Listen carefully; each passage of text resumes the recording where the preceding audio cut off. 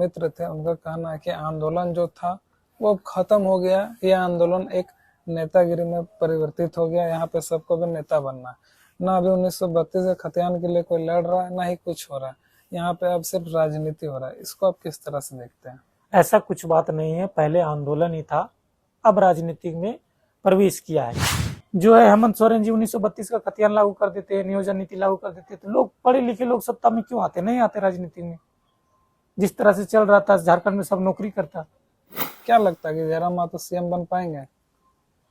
कोशिश तो जारी है, अब बन पाएंगे या नहीं बन पाए ये तो जनता तय करेगी। और आंदोलन अभी बहुत आगे जाएगा अभी, और बहुत कुछ बदलाव भी हुआ, बहुत कुछ लोग सीख भी गए हैं इस आंदोलन के दौरान, और बहुत कुछ किसी के पास नॉलेज भी आ गया है कि स्थानीय नीति क्या है, नियोजन नीति क्या है, विस्थापन नीति क्या है, 1932 क्या है। किसी को तो पता ही नहीं था ये सब के बारे में। क्या होने वाला है लोकसभा के चुनाव में, मेरा लगभग कहने का मतलब है कि 3 सीट तो कंफर्म है। लोग जिस तरह से सोचते हैं कि अशोक महतो जो है बहुत पैसा कमाता है, इतना व्यू जा रहा है, ऐसा कुछ नहीं दोस्त। एक बार तुम खुद इसमें उतर के देखो, आपको खुद पता चल जाएगा ऐसा मैटर। देखिए, यूट्यूब का कमाई तो कुछ नहीं होता है। लगभग 2-3 महीना अगर हम लोग काम करते हैं तो 3 महीना बाद पेमेंट आएगा यूट्यूब में। मंत्रियों काम करना चाहिए। यहाँ अभी इलेक्ट्रो स्टील में आप लोग देखे किस तरह से आंदोलन किया गया था जनता के द्वारा। वहां पे 15 लाख का मुआवजा दिलाया और नौकरी 400 दिलाया। अभी हाल फिलहाल में 400 लोगों को नौकरी भी दिलाया।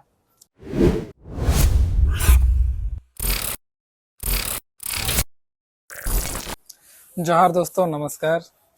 स्वागत है इस मेरे छोटे से पॉडकास्ट में। आज मेरे बीच हैं अशोक जी, जो मेरे एक मित्र हैं। ये खतियानी यूट्यूबर है यहाँ के। जैसा कि आपने इनका वीडियो देखा होगा फेसबुक, यूट्यूब में हर जगह भी इनका वायरल हो रहा है। तो जानते हैं इनके बारे में कुछ। और ये मेरा पहला पॉडकास्ट है, अगर सपोर्ट कीजिएगा। तो सबसे पहले अशोक जी बताइए, किस तरह ये आप खतियानी आपका सफर रहा है, खतियानी यूट्यूबर के तौर पे किस तरह देखते हैं झारखंड में आंदोलन को आप? सबसे पहले तो जोहार करना चाहूँगा मैं आपके चैनल को, और बहुत बहुत धन्यवाद देना चाहता हूँ कि आपने मुझे अपने चैनल में 2 शब्द बोलने का मौका दिया। इसके लिए बहुत बहुत धन्यवाद और आभार। देखिए, मेहनत तो मैंने काफ़ी ज़्यादा किया है अपने यूट्यूब चैनल के दरमियान में। पहले मेरा एक एजुकेशन चैनल था, उसमें सक्सेस नहीं मिला, तो फिर धीरे धीरे हम क्या किए, इसमें खतियानी में घुसे। खतियानी में घुसते घुसते क्या हुआ कि धीरे धीरे पहचान बनता गया। तो धीरे धीरे जैसे ही पहचान मिलता है, आपको भी पता है कि वैल्यू धीरे धीरे बढ़ता जाता है। उसी प्रकार से जैसे ही पहचान मिला, धीरे धीरे वैल्यू मिलने लगा, पब्लिसिटी मिलने लगा, लोग जानने लगे हमको। लोग जानते जानते, और काफ़ी स्ट्रगल रहा इस बीच में, काफ़ी मेहनत रहा। धूप हो या गर्मी हो या बरसात हो, हर टाइम जहाँ कहीं भी सभाएँ होती थी, हर सभा में मौजूद होता था। अभी तक लगभग देखा जाए तो जितनी भी सभाएं हुई है, एक भी सभा आज तक मैंने कभी नहीं छोड़ा है, और ना ही छोड़ता हूँ, अभी भी नहीं छोड़ता हूँ। तो लोग पहचान बन गया इस तरह से, और लोग जानने लगे। तो अशोक जी, आप दूर दूर तक जितने भी जयराम महतो के सभा में जाते हैं, तो उसके लिए तो अच्छा खासा आपका खर्चा होता होगा। हाँ, खर्चा हो तो जाता उसे है। मैनेज किस तरह आप करते हैं? इधर यूट्यूब उधर के से कमाई arrange से करके। हो जाता है? हजारीबाग भी जो भी खड़ा होगा, हजारीबाग में देखा जाए तो जो बाप बेटे का जो परंपरा चला आ रहा है, वो परंपरा इस 2024 में टूटने वाला है। और जेबी केसेस का पल्ला भारी है हजारीबाग में देखा जाए तो। अभी देखिए, यूट्यूब का कमाई तो कुछ नहीं होता है। लगभग 2-3 महीना अगर हम लोग काम करते हैं तो 3 महीना बाद पेमेंट आएगा यूट्यूब में। नहीं, उम्मीदवारों का बात नहीं कर रहा हूँ, मैं लोगों का बात कर रहा हूँ। क्या लोग कुर्मी समुदाय के अलावा कोई दूसरे वर्ग के लोग उनसे जुड़ पा रहे हैं? क्या उन्हें कोई फेवर में है जयराम महतो के? बिल्कुल जुड़ पा रहे हैं, क्यों नहीं जुड़ पा रहे हैं। आप कहीं से भी ले लीजिए, पूरा समुदाय के लोग, आप जहाँ भी कहीं भी सभाएं होती है उनसे पूछिए कि आप कौन से समुदाय के लोग हैं, पता चल जाएगा आपको कि आदिवासी है कि कुर्मी है कि या फिर महतो समुदाय के लोग हैं। ऐसे कुछ नहीं। तो आप मैनेज किस तरह करते हैं? जब यूट्यूब में 2-3 महीना बाद पेमेंट आएगा तो मतलब अच्छा खासा पेमेंट आता होगा, क्योंकि बहुत सारे यहाँ पे जितने भी बहुत सारे लोग सोचते हैं, देखते हैं कि वीडियो इसका अच्छा व्यू जा रहा है तो अच्छी मोटी कमाई होती होगी यूट्यूब से। ऐसा कुछ नहीं है, व्यू कुछ नहीं जाता है। लगभग 8,000 या 6,000 व्यू जाता है तो $1 बनता है। हम लोग मैनेज बस इधर उधर दोस्ती यारी से मांग के, या किसी से उधारी ले लिए, या फिर कहीं पे पार्ट टाइम काम हुआ, या फिर हाजिरी काम हुआ, वो सब काम करके हम लोग सभाएं में जाते थे। ऐसे व्यू भले आता है, लेकिन ऐसा नहीं कि 10,000 पे जाएगा तो आपका $1 बनेगा 10,000 व्यू पे। तो क्या प्रॉफिट आप खुद देख लीजिए कि क्या व्यू जाता है, कितना व्यू मेरा जाता है और कितना पैसा कमाते हैं लोग। जिस तरह से सोचते हैं कि अशोक महतो जो है बहुत पैसा कमाता है, इतना व्यू जा रहा है, ऐसा कुछ नहीं दोस्त। एक बार तुम खुद इसमें उतर के देखो, आपको खुद पता चल जाएगा ऐसा मैटर। मतलब आप जो है अपने पैसे से उधार लेके दोस्तों के आप जाते हैं जयराम महतो या किसी का भी सफा अटेंड करना, मतलब यूट्यूब फेसबुक से आपको उस तरह का अर्निंग नहीं हो पा रहा है। क्यों देखिए, आपको ऐसा क्यों लग रहा है? आपका यूट्यूब अर्निंग से बहुत को देखते बहुत पैसा कमा रहा है, फिर आपका इतना क्यों आ रहा है? मेरा जो टॉपिक है उससे कम अर्निंग हो रहा है, क्योंकि देखो मेरा टॉपिक जो है जयराम से रिलेटिव है, आंदोलन से रिलेटिव है। तो आंदोलन कौन देखता है? जो झारखंडी है, जो झारखंड में रहते हैं वही मतलब लोग, और reach जो कम एक्टिव है। हाँ, बस रीच कम है। हालांकि मैं वीडियो बनाता पूरा भारत के लोग देखते हैं, उसमें क्या है कि थोड़ा सा रीच ज्यादा होता तो थोड़ा डॉलर ज्यादा मिलता, ये इसमें ये अंतर है। मतलब यहाँ पे झारखंडी कंटेंट डालने पे सिर्फ स्टेट के सिलेक्टेड आदमी देखते हैं, जिसके कारण हाँ, रीच थोड़ी कम कम है, है। इसीलिए डॉलर कम बनता है। तो आप पूरे आंदोलन को देख रहे हैं, तो आप क्या अभी फर्क महसूस कर रहे हैं पहले झारखंड में और अभी के झारखंड में? देखिए, पहले जिस तरह से लोग दारू पी के इधर उधर लड़ाई झगड़ा करते थे, वो सब तो कुछ सुधर गया, और आंदोलन अभी बहुत आगे जाएगा अभी, और बहुत कुछ बदलाव भी हुआ, बहुत कुछ लोग सीख भी गए हैं इस आंदोलन के दौरान, और बहुत कुछ किसी के पास नॉलेज भी आ गया है कि स्थानीय नीति क्या है, नियोजन नीति क्या है, विस्थापन नीति क्या है, 1932 क्या है, किसी को तो पता ही नहीं था ये सब के बारे में। लेकिन जयराम महतो आए, सबको बताएं, ये सब के बारे में बताएं कि नियोजन नीति किस प्रकार से लोगों को मिलना चाहिए, वो नहीं मिल रहा है झारखंड के लोगों में। नहीं तो जिस तरह से पहले झारखंड चल रहा था वैसे ही चलता। तो आप किस तरह देखते हैं जयराम महतो की जर्नी को? क्या लग रहा है कि जयराम महतो जिस तरह यहाँ झारखंड के लोग उन्हें सीएम के रूप में देखना चाहते हैं, क्या लगता है कि जयराम महतो सीएम बन पाएंगे? कोशिश तो जारी है, अब बन पाएंगे या नहीं बन पाए ये तो जनता तय करेगी, या जनता के वोट तय करेंगे। आपके अनुसार कितने सीट लाएंगे जयराम महतो? अभी देखिए, लोकसभा का चुनाव होने वाला है। लोकसभा के चुनाव में लगभग, मेरा लगभग कहने का मतलब है कि 3 सीट तो कंफर्म है। लोकसभा में 14 सीट है झारखंड में, हाँ, तो उसमें 3 सीट कंफर्म है। 3 सीट जेबी केसेस का आप बोल रहे हैं कि कंफर्म है? कंफर्म है, 3 सीट हमको लग रहा है कि कंफर्म है। जब आपको लग रहा है तो बता दीजिए कहाँ कहाँ के हाँ, हो सकते हैं वो 3 एक सीट? हजारीबाग लग रहा है हमको, और एक गिरिडीह, और एक अभी डॉट में है, उसका खुलासा करना भी ठीक बात नहीं है। हजारीबाग से क्या लग रहा है, कौन जयराम महतो कहाँ से खड़े होंगे? आप हजारीबाग का नाम ले रहे हैं। जयराम महतो हजारीबाग से नहीं खड़े कौन होंगे, होंगे? कहीं पे भी खड़े होंगे जयराम महतो। लेकिन जयराम महतो इतना पता है कि जयराम महतो खुद अपना सीट निकाल लेंगे, कंफर्म है ये। तो फिर आप 3 सीट बोल रहे, तो और तीन और 2 सीट कौन लगेगा?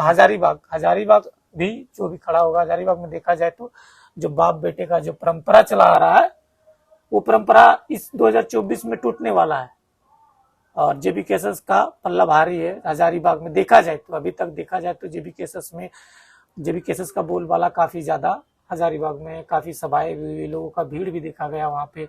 इसके अनुसार जो है हम बोल रहे हैं कि हजारीबाग लोकसभा चुनाव अगर होता है, लोकसभा चुनाव में जेबी केसेस की टीम अगर उतरती है, तो सीट हो सकता है कि 2024 में लाएंगे। ये तो हुआ लोकसभा का। झारखंड का विधानसभा के भी बारे में आप बताइए, क्योंकि अब मैं आपको देखा हूँ कि आप शुरू से लेकर अभी तक जयराम महतो के अधिकतर सभा अटेंड किए हैं, तो उसके अनुसार आप बहुत सारे लोगों से मिलते होंगे उनके, तो आपको समझ में आता होगा कि जयराम महतो कहाँ कहाँ से जीत सकते, कितने सीट आ सकती है। आपके अनुसार कितने सीटें आ सकती है? देखिए, 81 विधानसभा सीट है, 81 विधानसभा सीट में 81 तो लाना मुमकिन ही है, नामुमकिन ही है। तो लगभग 5-6 विधानसभा सीट कंफर्म हो सकती है मेरे अनुसार। मैं लगभग बता रहा हूँ, अब कितना होगी ये तो हमको पता नहीं। हम तो चाहेंगे कि 81 विधानसभा लाए जेबी केसेस, ताकि हम लोग के झारखंडियों का भलाई हो, लेकिन ये तो संभव ही नहीं है। क्या लगता है, मतलब जेबी केसेस आएगी तभी झारखंडियों का भला होगा आपके अनुसार? बिल्कुल भला होगा। जेबी केसेस जिस तरह से बात करती है, जयराम महतो जिस प्रकार से बात करते हैं, मतलब आप एक जयराम महतो समर्थक है पूरी तरह से? समर्थन वाला बात ऐसा कुछ नहीं है। नहीं, आपको कुछ तो दिखाई दे रहा हो ना जेबी केसेस? उसके बातों से, उनके विचारों से पता चलता है, उनके विचार जो है सटीक है। आज तक उन्होंने ना दारू सिगरेट पिया है, जनता का हमेशा भलाई किया। आज देख लीजिए जिस तरह से नेता मंत्री को काम करना चाहिए, यहाँ अभी इलेक्ट्रो स्टील में आप लोग देखे किस तरह से आंदोलन किया गया था जनता के द्वारा, वहां पे 15 लाख का मुआवजा दिलाया, और नौकरी 400 दिलाया। अभी हाल फिलहाल में 400 लोगों को नौकरी भी दिलाया। जयराम महतो के बारे में एक बात बोला जा रहा है, जैसा मैं आपसे ये सवाल इसलिए पूछ रहा हूँ क्योंकि आप उनके बहुत सारे सभा अटेंड किए उसमें आपको बहुत सारे लोग मिलते होंगे। तो एक जो प्रचलित धारा है कि जयराम महतो सिर्फ कुर्मी के ही लीडर, कुर्मी समुदाय के ही लोग जयराम महतो के पीछे जा रहे हैं, वही उन्हें वोट करेंगे। तो आप बहुत सारे लोगों से मिलते होंगे, बहुत सारे वर्ग के लोगों से मिलते हैं, क्या लग रहा है ये बात सही, सिर्फ कुर्मी समाज के ही लोग नहीं जयराम नहीं, ये महतो गलत कहना कहना। आदिवासी समाज के लोग भी उसमें है, सिंह भूमिहार भी उसमें है। आप ले लीजिए संजय मेहता जी को ले लीजिए, विजय सिंह को ले लीजिए। नहीं, उम्मीदवारों की बात नहीं कर रहा हूँ, मैं लोगों का बात कर रहा हूँ। क्या लोग कुर्मी समुदाय के अलावा कोई दूसरे वर्ग के लोग उनसे जुड़ पा रहे हैं? क्या उन्हें कोई फेवर में है जयराम महतो के? वो बिल्कुल जुड़ पा रहे हैं, क्यों नहीं जुड़ पा रहे हैं। आप कहीं से भी ले लीजिए, पूरा समुदाय के लोग, आप जहाँ भी कहीं भी सभाएं होती है उनसे पूछिए कि आप कौन से समुदाय के लोग हैं, पता चल जाएगा आपको कि आदिवासी है कि कुर्मी है कि या फिर महतो समुदाय के लोग हैं।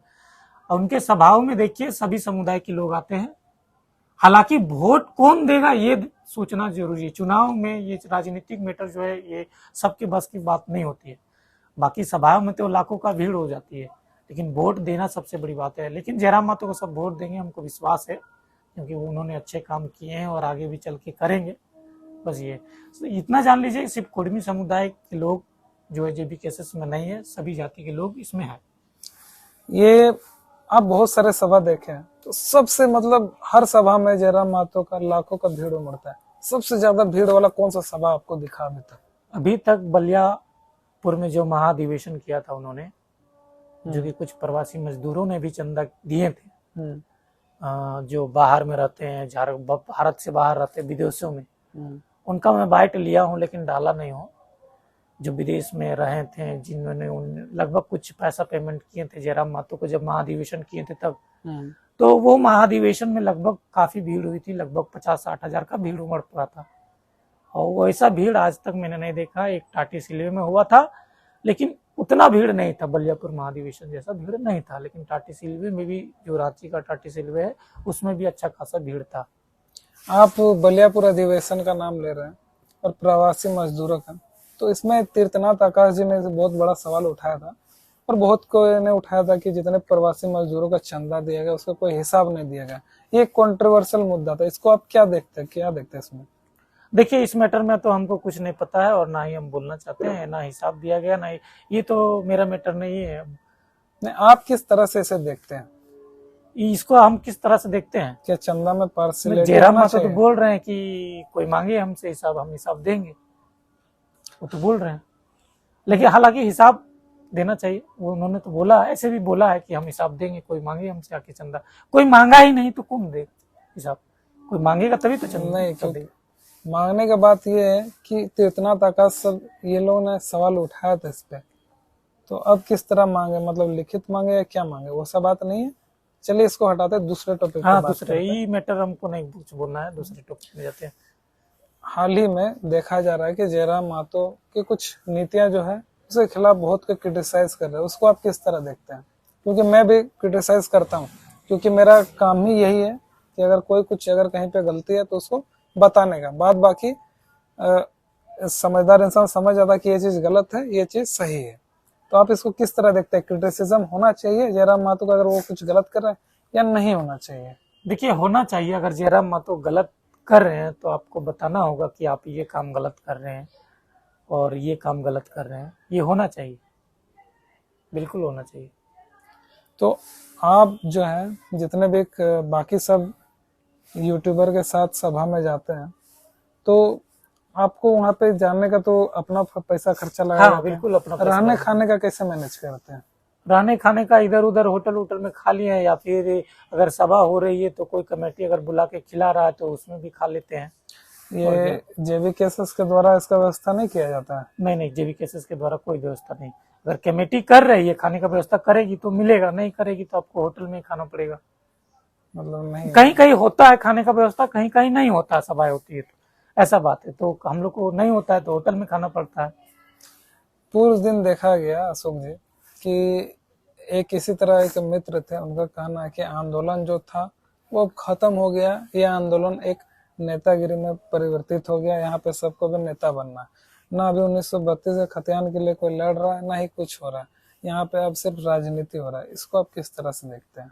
ऐसा कुछ बात नहीं है, पहले आंदोलन ही था, अब राजनीति में प्रवेश किया है। क्यों प्रवेश किया है? क्योंकि जब सरकार सुन ही नहीं रही है किसी का बात, जनता की बातों को सरकार सुन ही नहीं रही। अगर सरकार 1932 का खतियान नियोजन नीति लागू कर देते हैं तो लोग सत्ता में आने का क्यों प्रयास करते हैं, लोग राजनीति में आने का प्रयास क्यों करते हैं, लोग आज राजनीति में क्यों आए? आप ही सोचिए थोड़ा सा।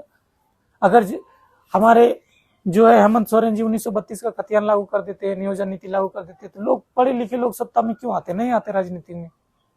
जिस तरह से चल रहा था झारखंड में, सब नौकरी करता, सब कुछ होता था, मजबूरी था इसलिए राजनीति में। ऐसा कुछ नहीं है, आंदोलन आज भी जारी है और हमेशा जारी रहेगा। और अगर कुछ बातें अगर जो लिखनी है आपको, आप कमेंट में लिख सकते हैं। बात बाकी के लिए जोहार और धन्यवाद अशोक जी, हमें जोहार, जोहार, समय देने के लिए। थैंक यू दा, जोहार। धन्यवाद।